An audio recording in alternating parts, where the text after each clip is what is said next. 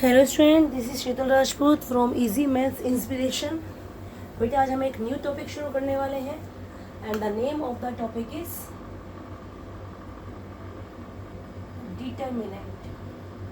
Matrix हम पढ़ चुके हैं, अब हमने डिटर्मिनेंट पढ़ना है। नाउ क्लास पहले समझिए डिटर्मिनेंट होता क्या है।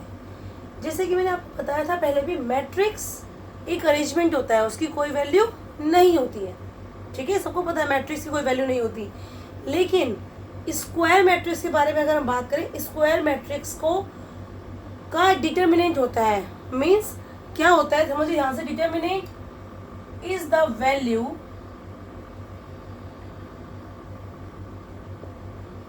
Associated with a square matrix. आपके पास कोई स्क्वायर मैट्रिक्स अगर है, उस स्क्वायर मैट्रिक्स को हम एक वैल्यू दे देते हैं, that is called determinant of that matrix. समझिए ध्यान से, अगर हमारा पास कोई मैट्रिक्स ए है 2 3 4 7, तो if I want to find out determinant of this matrix, means matrix का क्या होता है, अभी मैंने बोला डिटर्मिनेंट होता है। और डिटर्मिनेंट क्या होता है, एक वैल्यू होती है। तो वैल्यू किसकी हुई, डिटर्मिनेंट की। और डिटर्मिनेंट किसका होता है, मैट्रिक्स का। ठीक है, तो डिटर्मिनेंट एक वैल्यू है जिसको हम एसोसिएट करते हैं स्क्वायर मैट्रिक्स के साथ। इसके लिए सिंबल होता है डिटर्मिनेंट ऑफ ए। इसको हम ऐसे भी लिख सकते हैं शॉर्ट में, डेट ऑफ ए, या फिर इस सिंबल के साथ। ये मॉडुलस नहीं है, यहाँ पे ये डिटर्मिनेंट है। तो अगर हमें इसका डिटर्मिनेंट निकालना है, मैट्रिक्स को हम स्क्वायर ब्रैकेट में दिखाते थे, डिटर्मिनेंट को हम इस तरह के मोड वाले सिंबल में दिखाते हैं, but it is not mode. इसकी वैल्यू ये मत कर देना कि पॉजिटिव ही होगी। निकालना कैसे होता है, इसकी वैल्यू को कैसे निकालना होता है, हम पहले ऐसे मल्टीप्लाई करते हैं दोनों एलिमेंट की, बीच में लगाते हैं माइनस, फिर ऐसे मल्टीप्लाई करते हैं दोनों एलिमेंट्स की। कैसे, देखिए 2 7 14, बीच में minus, 3 4 12, then value will be 2। This is the value associated with this square matrix. ठीक है, अब जरूरी नहीं है केवल इसी स्क्वायर मैट्रिक्स की वैल्यू 2 है, और भी ऐसे मैट्रिक्स होंगे जिसकी वैल्यू 2 हो सकती है। ठीक है, जैसे मान लीजिए जिसकी डिटर्मिनेंट की वैल्यू 2 हो सकती है। एक और लेते हैं हम 7 2 6 2। अब इसका अगर मैं डेट निकालूं, ठीक है, डेट का सिंबल लगाया, कितना होगा जब इसका डेट निकालेंगे, इट विल बी 7 2 6 2, डेट का सिंबल। So 7 2 14, 14 - 12 that is 2। तो ये दोनों डेट इक्वल है, बट ये दोनों मैट्रिक्स इक्वल नहीं है। ठीक है, समझ आ रही है चीज। तो डिटर्मिनेंट की वैल्यू निकलती है और मैट्रिक्स का डेट निकलता है। ठीक है, I think this must be clear to all of you. सबको समझ आ रहा होगा। और एक और चीज यहाँ से हमें भी देख के ही समझ आ गई कि ध्यान से समझना, ये दो मैट्रिक्स जो मैंने लिखे हैं ये आपस में इक्वल नहीं है, क्योंकि मैट्रिक्स कब इक्वल होते थे, जब उनके कोरस्पॉन्डिंग एलिमेंट इक्वल होते थे। और डेट कब इक्वल होती है, उनके कोरस्पॉन्डिंग एलिमेंट मत देखना, इनकी डेट आपस में इक्वल है। That means the value. आपने देखा यहाँ से वैल्यू कितनी आई 2, यहाँ से वैल्यू कितनी आई 2। दैट मीन्स डेट तब इक्वल होंगे जब उनकी वैल्यू इक्वल होगी, जबकि मैट्रिक्स कब इक्वल होंगे, जब उनके कोरस्पॉन्डिंग एलिमेंट्स इक्वल होंगे। ठीक है, तो ये हमने बात की केवल 2/2 के डेट की। 2/2 डेट कैसे निकालते हैं, 2/2 मैट्रिक्स का डेट कैसे निकालते हैं। I think this is very much clear to you. ठीक है, आगे हम समझते हैं। ये ध्यान रखना, पहले ऐसे ही मल्टीप्लाई करनी है। ठीक है, ये स्टेप याद रखना है, first multiplication, then minus, then this multiplication. ठीक, नाउ अगर हमारे पास, as I told you, it is a value associated with square matrix. तो स्क्वायर मैट्रिक्स 2/2 का भी हो सकता है, और स्क्वायर मैट्रिक्स 3/3 का भी हो सकता है ना। 4/4 का भी होता है, लेकिन 4/4 का सीबीएसई के सिलेबस में नहीं है, तो हम 3/3 तक सीखेंगे। अब ये हमने सीधा एक डेट बना दिया। ठीक है, लेट अस से डेट। अब इसकी वैल्यू अगर मुझे निकालनी है, ठीक है, ध्यान से समझेंगे। ये तो सबको पता है, ये हॉरिजॉन्टल लाइंस जो है ये रोज होती हैं, वर्टिकल लाइंस कॉलम होती हैं। तो this is called R1, this is called R2, this is called R3, horizontal rows. Similarly this is C1, C2, C3। तो जब हम इस डेट की वैल्यू निकालते हैं, हम लिखते हैं एक्सपेंडिंग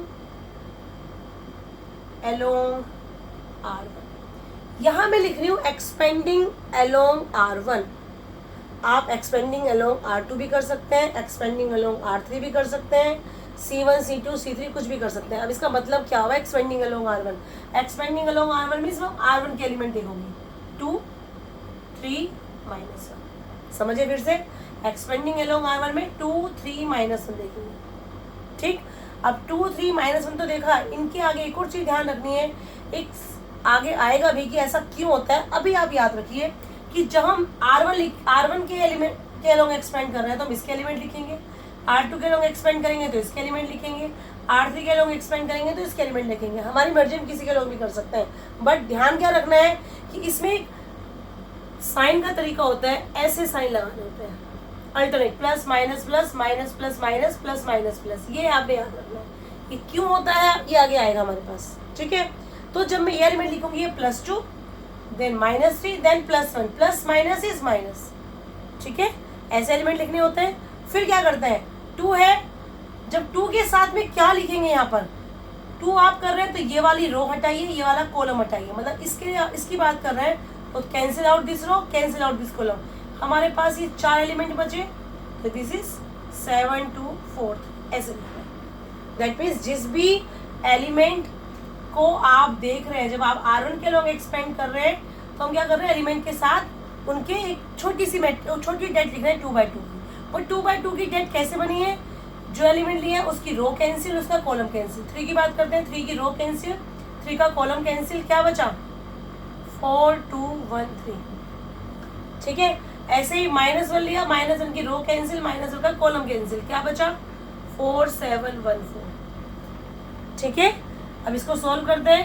2/2 तो हमें आता ही है, दिस अभी बताया था, ये वाली मल्टीप्लाई माइनस ये वाली मल्टीप्लाई करिए, 2 कितना आएगा 7 से 21 21 -8, फिर -3 यहाँ कीजिए, 4 3 12 -2, आगे करें तो 4 4 16 -7, ये कितना आएगा 21 -8, कितना हो गया हमारे पास 13, 3 into 10 एंड ये -1 था बाहर, और 16 इंटू -7 कितना हो जाएगा 16 -7 विल बी 9।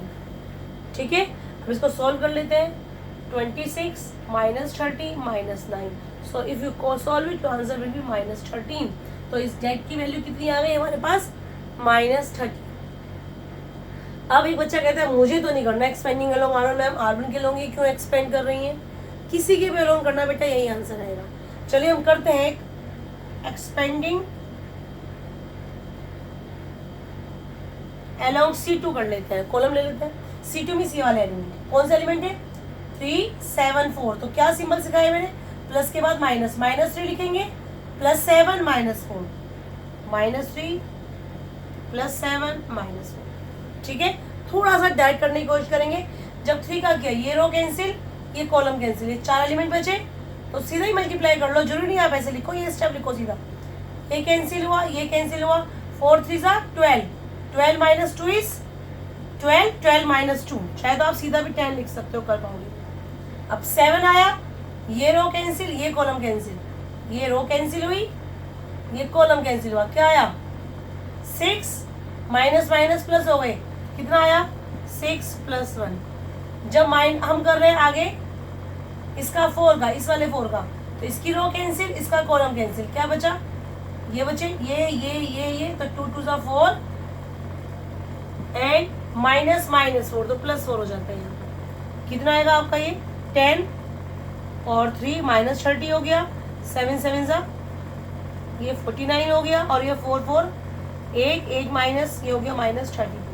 अगर आप इसको सॉल्व करें तो इट विल बी -62 + 49, सोल्व करिए वही आएगा जो पहले आ रहा था -13। तो this is the way to solve the det, to evaluate the value of date.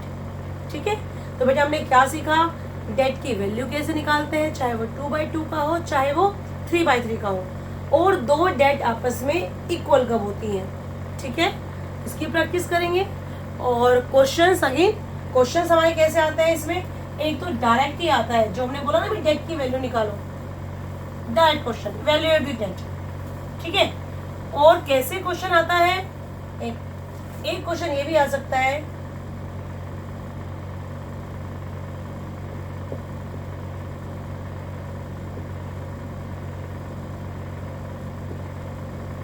अब इसकी वैल्यू निकालनी है, कंफ्यूजिंग है। मैथ्स के बच्चे क्या करके आते हैं, बच्चे करके आते हैं एग्जाम में, वो देखते नहीं है ये डेट का सिंबल है, वो कहते हैं ओहो मैट्रिक्स 3 3 4 4 तो x should be equal to 5, यहाँ से x should be equal to 2। जो हमने मैट्रिक्स में बताया था, अलग अलग जगह से वैल्यू अलग अलग आती है तो value does not exist, value does not exist लिख के आ जाते हैं, जो बिल्कुल गलत है, क्योंकि ये मैट्रिक्स नहीं है। क्या है यहाँ पर, ये डेट है। ठीक है, डेट कब इक्वल होता है, जब इनकी वैल्यूज इक्वल होती है, मैट्रिक्स नहीं है। ऐसे मत करना, देखने में लग रहा है ना यहाँ भी 3 यहाँ भी 3, तो हमें जल्दीबाजी में आदत होती है, हम x इक्वल टू 2 लिखते हैं, यहाँ से 5 इक्वल टू x लिखते हैं और लिख देते हैं वैल्यू डज नॉट एग्जिस्ट। और मजे की बात ये MCQ में ये वाला ऑप्शन होता भी है, तो हमें बिल्कुल कन्फर्म हो जाता है हाँ हमारा ठीक है। बट सिंबल पे ध्यान दे लेना बेटा, इसको सॉल्व कीजिए। 15 माइनस 4x, यहाँ से आएगा 3x माइनस 8, तो इट विल बी, तो सॉल्व करना सबको आता है, minus 7x will be minus 8 minus 15, x will be 23 upon कितना आएगा, 15 माइनस 8 विल बी 23, गलत कर रहे हैं हम, 17 upon 7, that is the value of x। ये क्या किया हमने, दैट इज रॉन्ग, माइनस 15 ये आएगा माइनस, सॉरी बेटा 23 upon 7, that is the value of x। x की वैल्यू आई हमारी 23 अपॉन 7, और वैसे आप गलत निकाल रहे थे। ठीक है, तो एक क्वेश्चन तो एग्जाम में 1 मार्क का ही आ जाता है। ठीक है, एक छोटी सी चीज और बता रहे हैं, so that you can do 2 exercises. एक आपकी 4.1 हो जाएगी बेटा हम डिटरमिनेंट की, और एक 4.2 हो जाएगी एरिया ऑफ ट्रायंगल वाली। जो पुरानी एनसीईआरटीज है हमारी उसमें वो 4.3 है, 4.2 स्किप है। जो न्यू एनसीईआरटीज है उसमें 4.2 है। ठीक है, 4.2 एक्सरसाइज क्या है, वो है एरिया ऑफ ट्रायंगल। ये बहुत आसान है, area of triangle using det लिखा आएगा एग्जाम में, area of triangle using det अगर निकालना होगा, क्योंकि बच्चे तो कहेंगे हम छोटी क्लास से सीखते आ रहे हैं, हम क्यों निकालें भाई डेट से। डेट से निकालना बहुत आसान है। अगर आपको ट्रायंगल के 3 वर्टेक्सेस दिए हुए हैं, x1 y1, x2 y2, x3 y3, हमें एरिया निकालना है। कैसे निकालेंगे, तीनों वर्टेक्स ऐसे लिखिए, और तीसरा 1 1 1, और बाहर लगाइए 1/2, और इसका हो गया मॉडुलस, इसको एक्सपेंड कर दीजिए, आंसर आ जाएगा। ठीक है, अब मैंने क्या किया, मैंने वर्टेक्स को कॉलम में लिखा है 1 1, आप रो में भी लिख सकते हो। दैट मीन्स अगर मान लो एक एग्जाम्पल लेते हैं, मुझे ट्रायंगल के 3 वर्टेक्स दिए होते हैं 2 1 5 1 7 3, मुझे एरिया निकालना है, तो हम क्या करते हैं, हाफ मॉडुलस में 2 1 5 1 7 3, यहाँ 1 1 1, और इसको एक्सपेंड कर देते हैं। अगर आप ये मॉडुलस नहीं लगाना चाह रहे, मत लगाइए, एरिया नेगेटिव आ जाएगा।